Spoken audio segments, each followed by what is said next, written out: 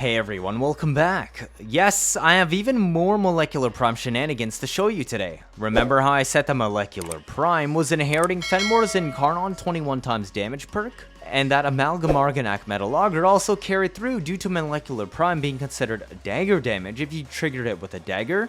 Yes, for the obvious questions, it also carries over a bunch of other weapon perks. I don't have much time to make these videos right now because we're in the middle of a subathon, and you crazy mad lads have somehow extended this beyond 10 days non-stop, but we're gonna be looking at the percent HP AoE Augments today. Not just asset shells, but all of them, because all of them carry over to Molecular Prime. I'm being serious. The easiest way to see this is Tenet Detron's Thermagnetic shells has 6 meter AoE only. If I don't equip this, Molecular Prime doesn't chain nuke. If I equip this, but don't cast Molecular Prime, then only a few enemies die per kill. But if I both have this equipped and also cast Molecular Prime, everything dies. Every Molecular Prime explosion inherits Thermagnetic shells 40% HP scaling, on top of its intended damage, but obviously this carries over to acid shells on Sobek too. Because Molecular Prime needs armor stripping to be viable, acid shells doesn't change that much whether you cast Molecular or not. It adds a little bit of consistency, kind of like running Zata with acid shells, but the real benefit is that with other percent HP AoE augments, Molecular Prime carrying the augments across explosions means every single percent HP AoE augment now has a 17.5 meter radius per enemy killed. Acid Shells is good because it has both 45% HP scaling, but more importantly, 15 meters blast radius to enable easier AoE nuking. All the other augments, Thermagnetic Shells, Vulcan Blitz, and Entropy Detonation are much smaller radius than this. But now, all of them can become Sobek. So let's take a closer look.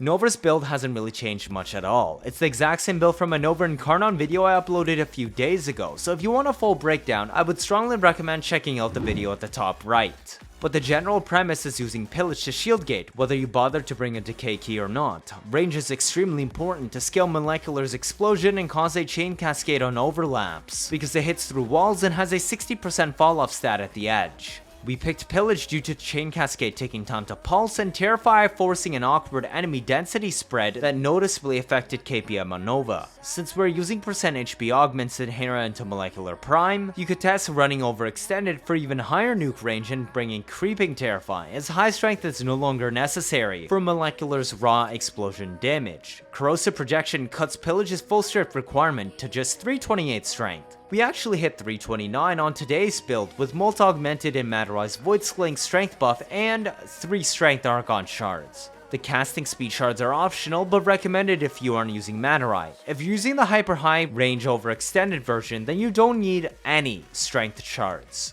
Cast Molecular Prime, Pillage or Terrify, and kill to nuke. More importantly, let's look at those weapon builds today. I'm only going to loosely mention that if you're using Kittag or Prisma Obex, bring Dexterity Arcanes on your guns to pad the combo duration. Otherwise, do whatever you want. Also, remember the Molecular Prime inherits Banes from your weapon, so every single build today will include one.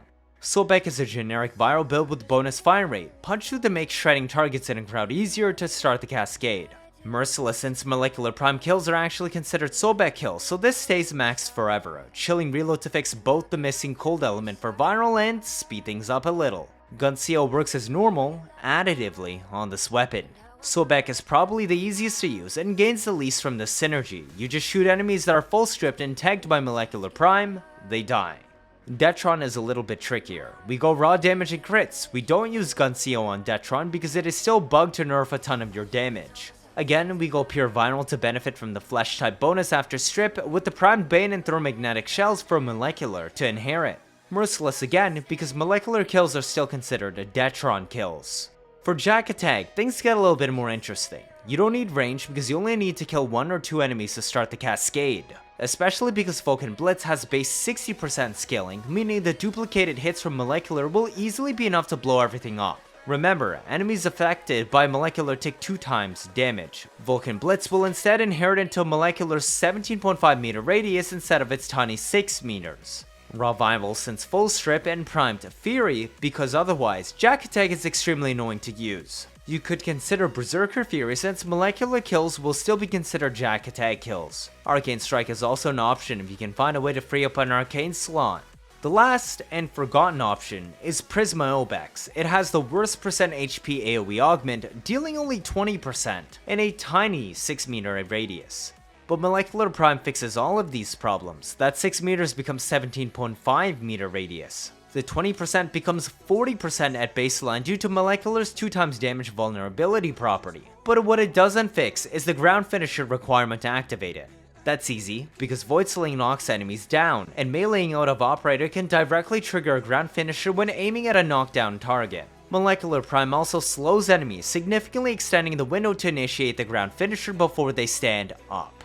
Combine this with Arcane Eruption replacing Arcane Energize, and we have a fully functioning Prisma Obex nuke that spams knockdowns. Otherwise, Void Sling can fix it. It's surprising how well it actually works. We don't bring Condition Overload because shooting a down enemy breaks the finisher window. You just have to aim at their body and press the normal melee button. No special prompts like Perzon's Mercy or standing finishers. I would strongly recommend bringing a Panzer for these setups because they take a little bit of time to execute, allowing Panzer to spread viral quills to boost your damage. But we're also running Equilibrium on Nova, and Panzer is the best companion to funnel Pet Assist for Synth Deconstruct and Fiber for health orbs. Martyr to keep you alive, Devolution to keep your Panzer around, Radar, and Vacuum. But yeah, here's to more Nova shenanigans. I do find that the Fenmore or a Latum Incarnon setup does still perform better due to the 21 times multiplier. However, if you didn't have access to those weapons or wanted to dust off your old Sobek, Detron, Kittag, or Obex, here's a fun way to do it. Specifically, the Obex says I don't think there's been a viable build for them for a long time.